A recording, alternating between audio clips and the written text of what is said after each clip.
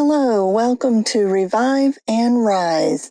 I'm your host, Melody Parrish, and I want to thank you so much for choosing to spend your time with us today. And I want to talk today about a very hot topic, yet it's very important for us to touch on these things. It's immigration to another country and the trauma that can be caused. Now, I am in no way having a political statement here and in no way accusing anyone. I am just merely stating facts from what I've seen, from what I've read, from my experiences. And I want you to form your own opinion on this matter. So we'll start today, but I want to give a little warning. Note, this may be triggering for some individuals. It'll be very upsetting, I'm sure. And if it is, I want you to take care of yourself, whatever you need to do. So we're going to start talking about immigration. And over the next few episodes, I'm going to address this as much as I possibly can. I'm definitely no expert at all, but I have witnessed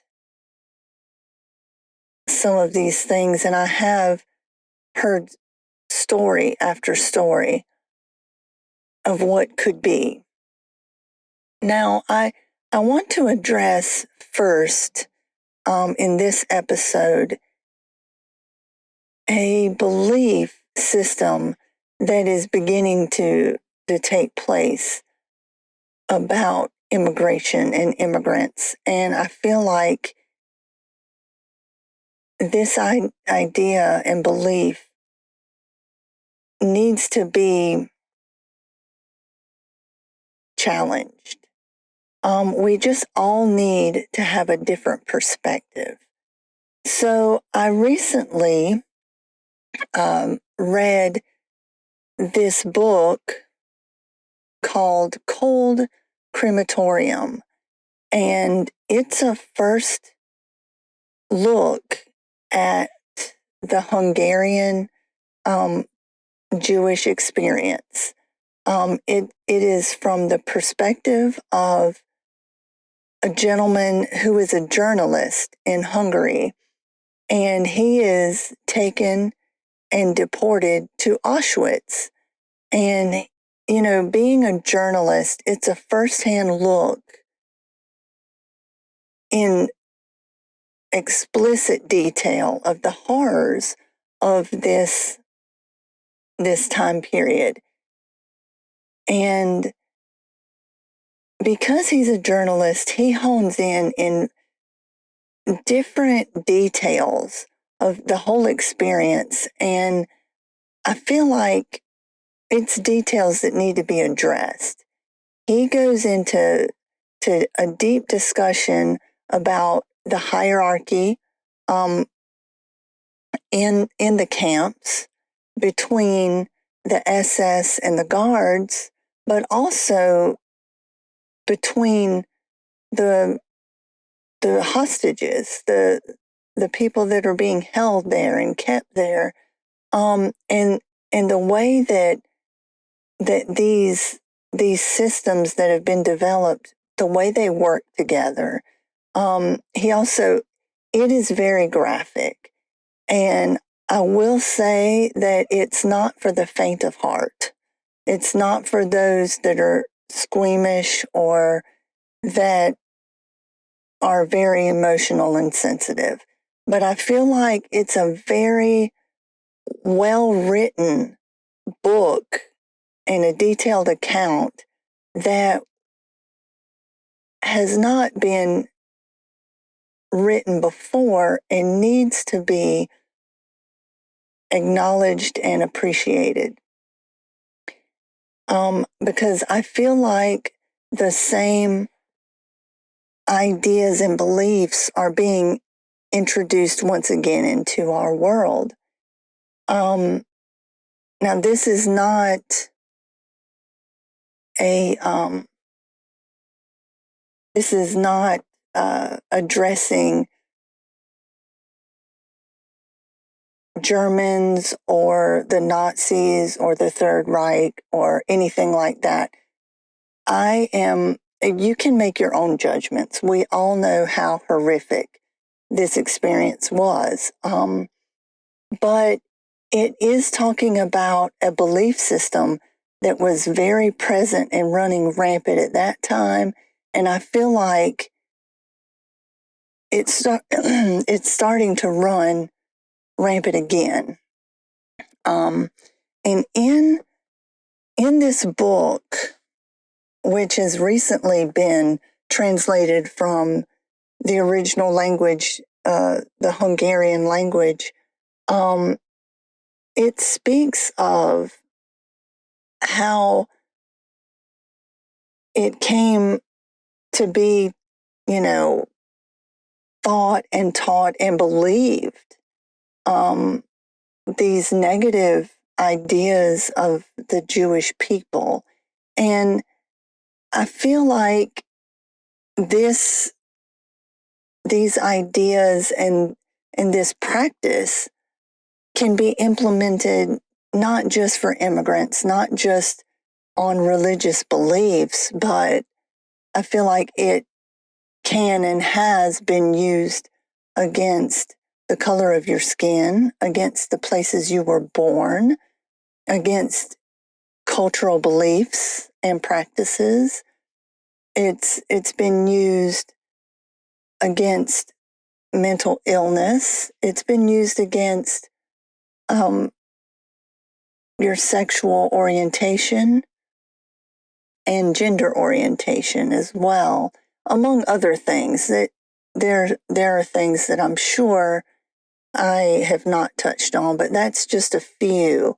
And it starts out, this belief is introduced by a us and a them idea and a mentality. And usually it is brought in because there is a problem.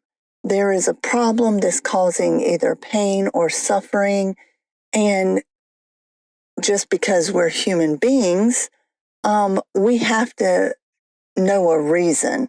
We have to have a reason, discover a reason, or develop a reason.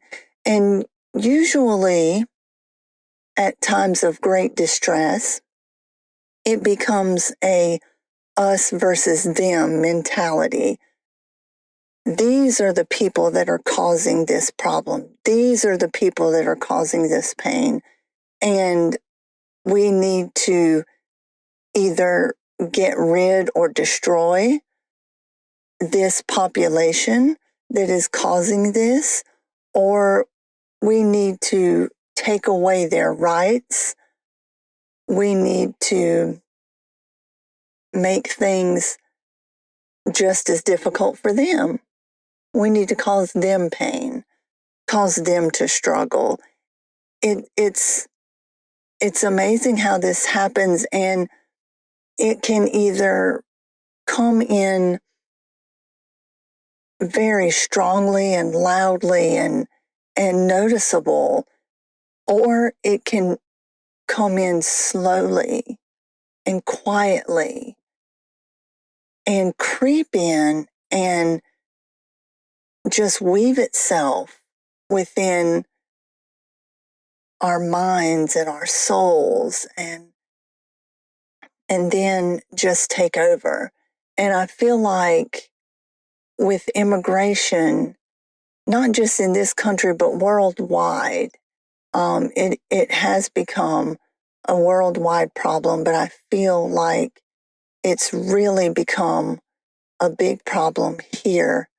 And while we can't necessarily make a change globally, that would be a far bigger goal. But we can make a change and take a stand here in this country because we are the people of this country, right? And this us and them mentality has developed. And, honestly, I believe that it's always been there, just not as openly. Now I feel like it's openly accepted for some reason, and it's running rampant, and it's causing, that belief is causing harm, not just to those people that it directly affects, as in our immigrant population, but it's causing harm to ourselves because, we're missing out on the beauty and the creativity of different cultures, the perspectives of different cultures. And that is heartbreaking to me. But I want to take a minute to go back to this us and them. And I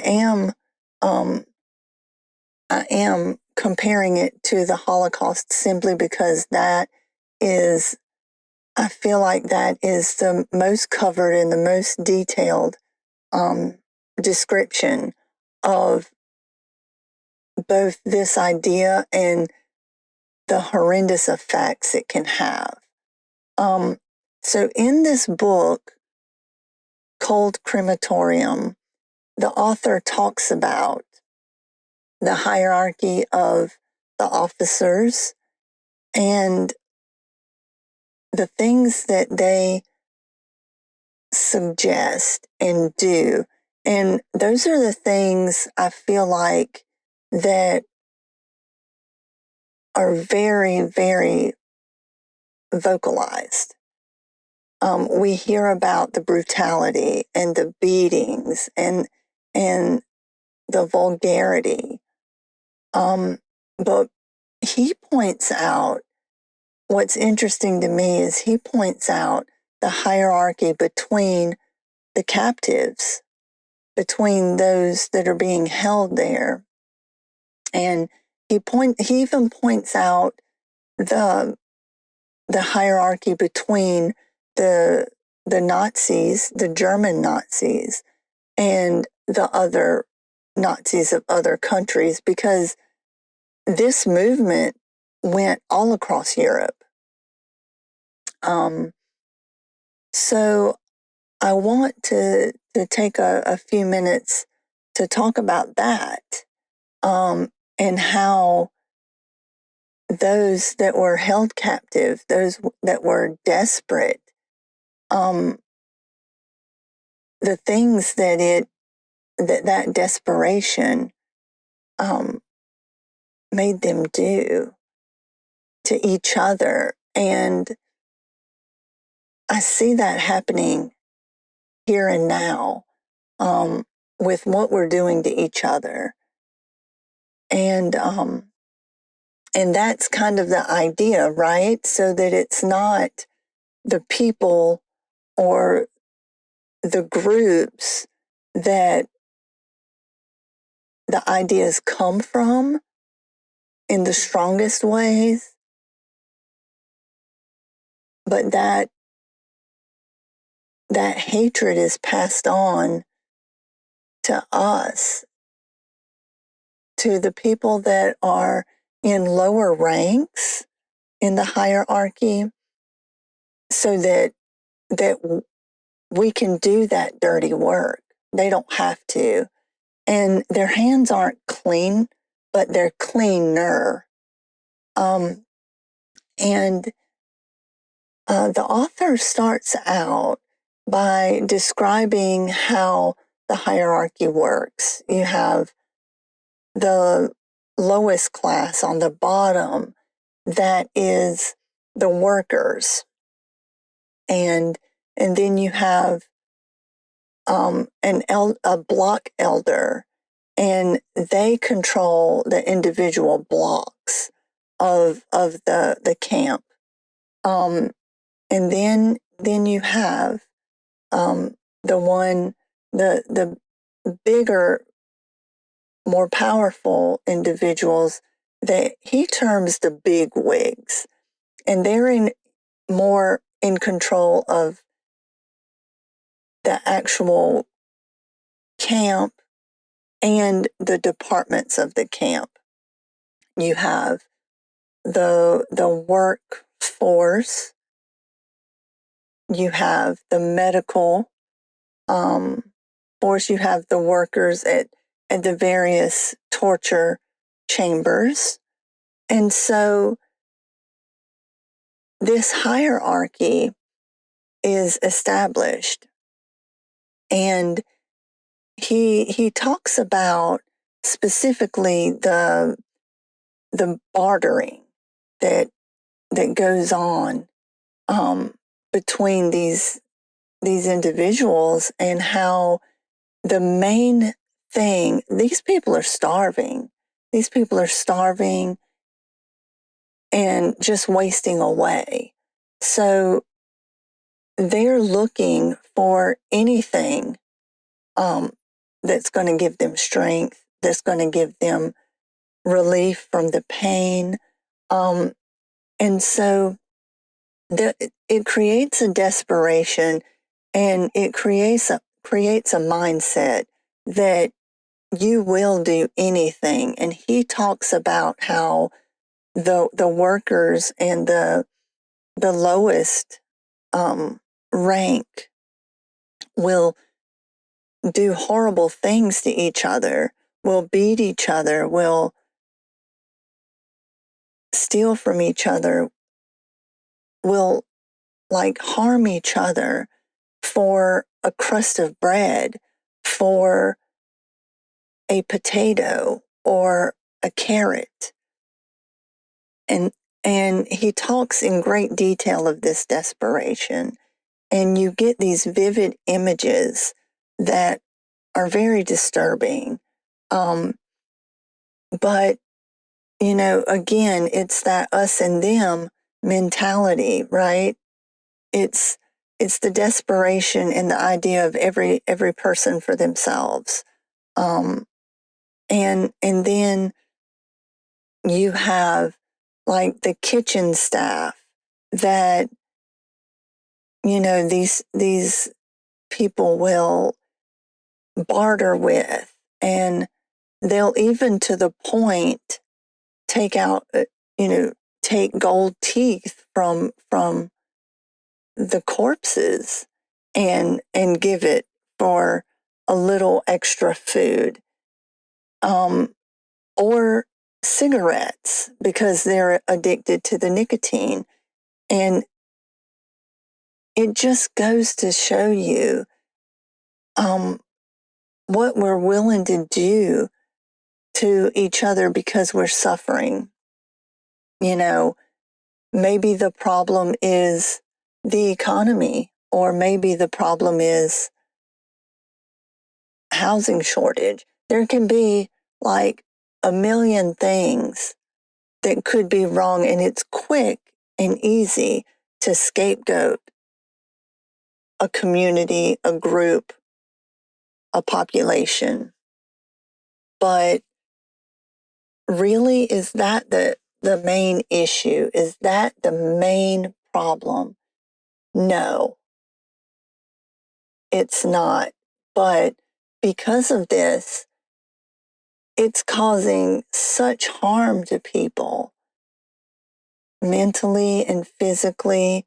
You hear things even, about our Oriental population, and when COVID was happening, how people were beating them and were saying vulgar slurs. And you hear about stories from our Muslim population when 9/11 happened, how people mistreated them very, very badly.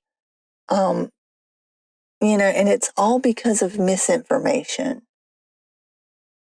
In the example that I just gave of the Muslims, not every Muslim is from these countries. Not every Muslim believes in violence. Islam is about peace. The Muslims that I know are such beautiful people that are so peaceful and loving. And I can't even fathom the idea of mistreating them or misspeaking to them in any negative way. And, it's just important for us to stop, to pause, and to feel like, to think with our minds, is this really how we should act? Is this really the problem? Or does it run much deeper?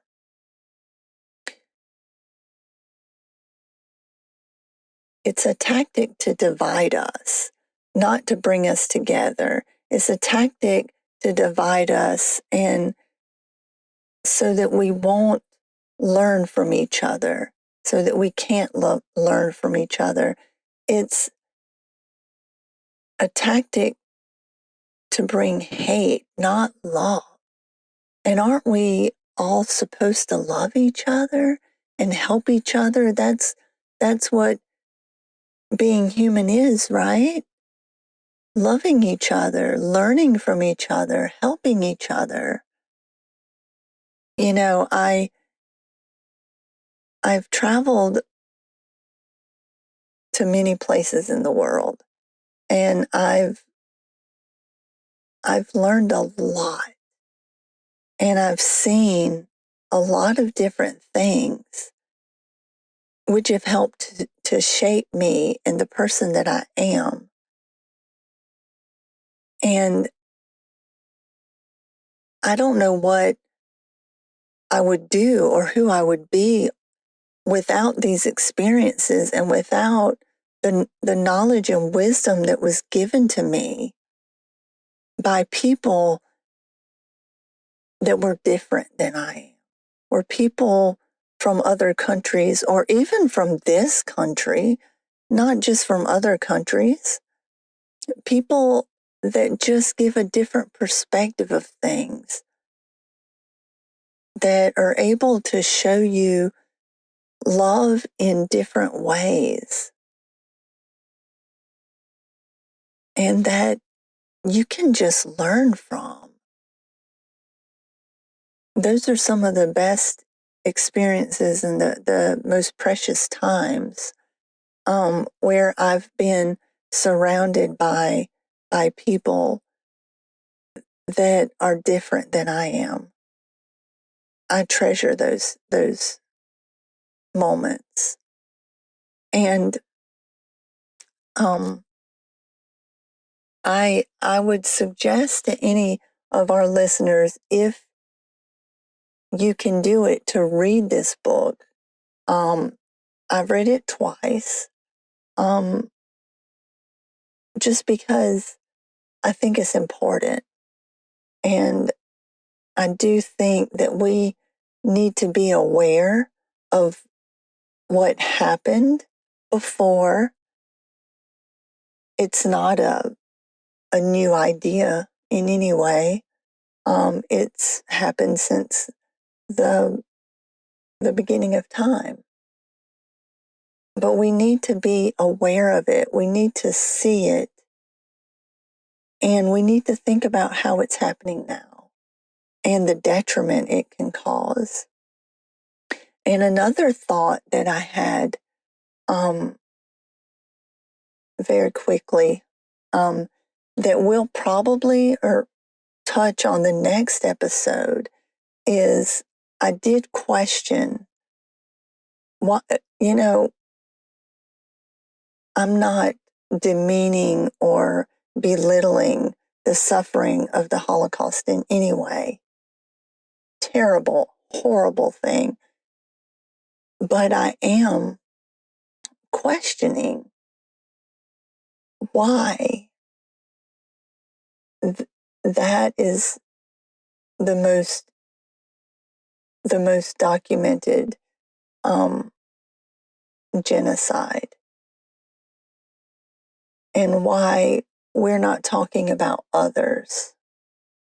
We're not talking about Gaza. We're not talking about Syria. We're not talking about South America.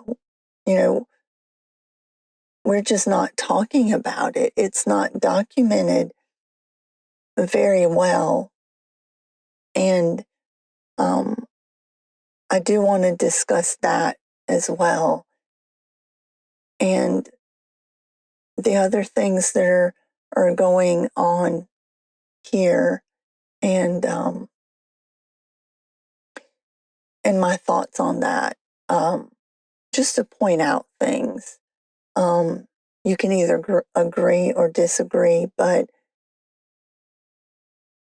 we need to have an appreciation for other perspectives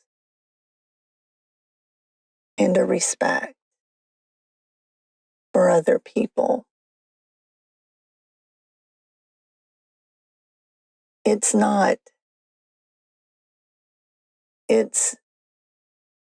a horrible, horrible thing to just villainize a whole group of people for no reason. A group of people that are so loving and so warm and so genuine. And to villainize them in their suffering, in their desperation, and to villainize them for doing something that all of us claim that we would do. We haven't been forced to, so we don't really 100% know if we would do it. But we certainly claim that we would. And so I want to touch on all of those things in our next few episodes. And then I want to introduce a very special friend that is doing some amazing work. We'll have a conversation about the work that he does, about his perspective, about what he's seen. And we're going to invite you to do the same in small ways that will make big things happen. Small ripples lead to waves. And so I want to thank you so much for taking the time to listen and tune in. And I want to remind our listeners that we're on a journey together and that you do not have to struggle alone. Thank you so much.